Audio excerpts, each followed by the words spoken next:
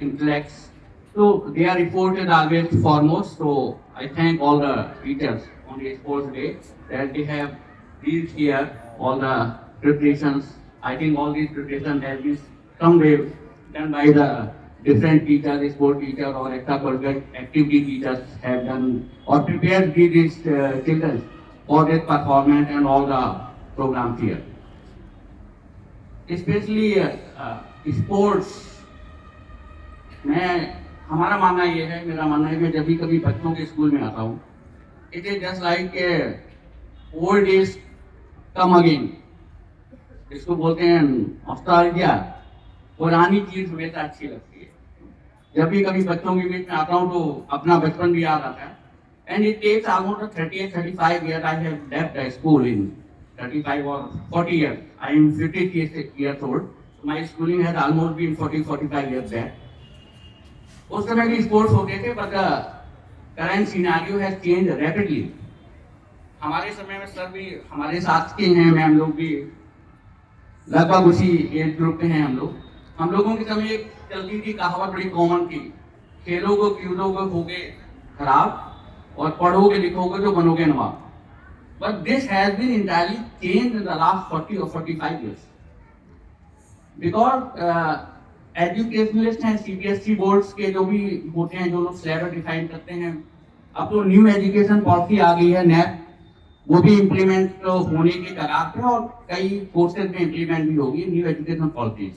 तो उसमें स्पोर्ट्स को एक बहुत इंपॉर्टेंट रोल दिया गया है, sports and extra curricular activities को। अगेन हम लोग केवल कक्षाओं पे ध्यान देते थे, we only consider on the teaching, our forces will be on the teaching of side only, but due to various reason by studies ये हुआ है कि बच्चों को कल्चरल एक्टिविटी भी होनी चाहिए। I mean, not go to anything in new educational policy or AICT or CBSE or ICSE curriculums, क्योंकि children will not be interested in that.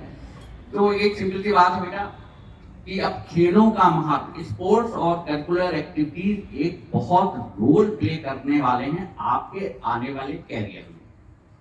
10th और 12th ये दो क्लासेज ऐसी होती है कि मोस्टली 90% स्टूडेंट डिसाइड करते हैं कैरियर अपना 10th या 12th के बाद कि उनको आगे कैरियर में क्या करना है।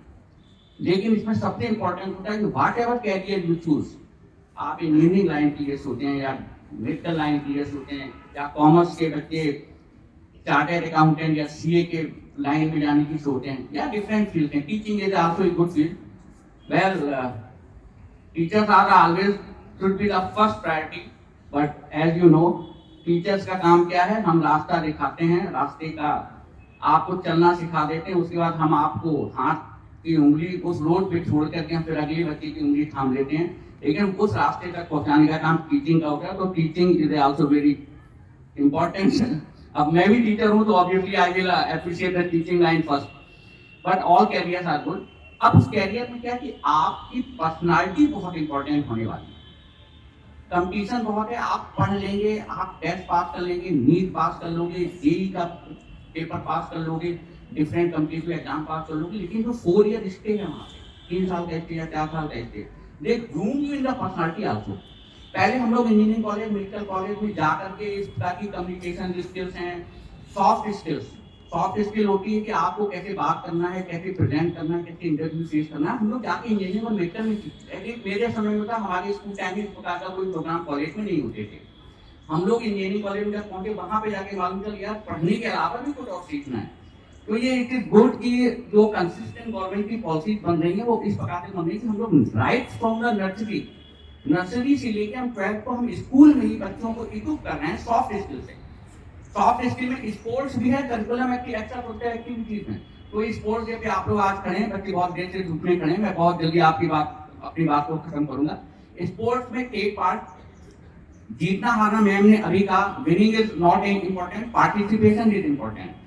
गेम्स हमको 2-3 चीजें बहुत अच्छी सिखाते हैं। फर्स्ट, कंसिस्टेंट एफर्ट, आप प्रैक्टिस करेंगे 6 महीने तभी आप 100 मीटर की रेस को जीत पाएंगे। It is not like that कि 2 दिन के बाद पेपर है, आपने 3 दिन में जो भी पढ़ना था मैथ फिजिक्स जल्दी से रट लिया और पास कर दिया। Sport is a consistent and hard work. इससे क्या सीखने को मिलता है, आपको आगे जीवन में कभी भी कहीं भी कंपटीशन करना होगा तो आपकी प्रैक्टिस यहीं से पड़ेगी। I have to work hard and consistently daily 3 C important होते हैं आपके जीवन में, consistency, courage.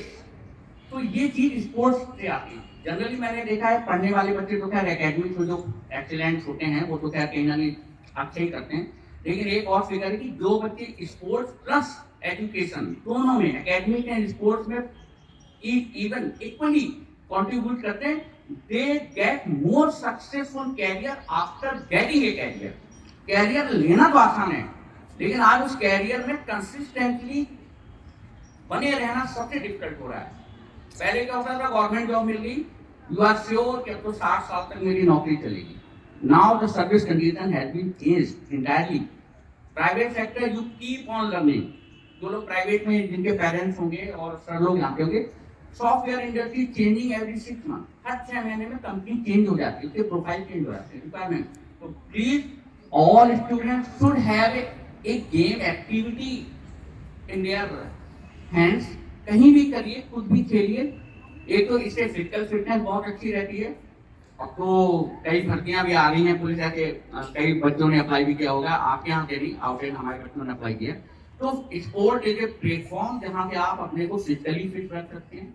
You take your mentally fit, आप मेंटली फिट भी रहेंगे। तीसरी चीज है कि जीत हार का डर आपके अंदर से हट जाता है।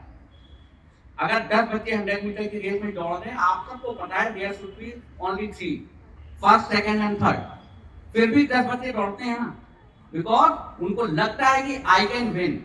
ये जो आई कैन वाली है ना आपकी सोच, यही स्पोर्ट्स डेवलप करता है। आई कैन डू इट, है ना। तो आई कैन आपका स्पोर्ट एक्टिविटी से आता है कि आप जीवन में आगे भी कहीं कंपटीशन करेंगे तो आपके मन में एक भावना नहीं, आई कैन डू इट। पर यही आई कैन की भावना को अंदर रखिएगा, जीवित रखिएगा। स्पोर्ट्स के लिए आप लोगों को बहुत बहुत शुभकामनाएं, बच्चे बैठे हैं। और इसी के साथ आप सभी को शुभकामनाएं। और मैं क्या गेम अनाउंस, और मैं आपके ऊर्जा नाम भी बहुत अच्छा आप लोगों ने चूज किया है। ऊर्जा, गेम्स ऊर्जा ही लाते हैं। आपके ऊर्जा 2025 के एनुअल गेम्स मीट को शुरू करने के लिए सहमत देता हूँ और शुरुआत करने की घोषणा करता हूँ। बहुत बहुत शुभकामनाएं सभी बच्चों को।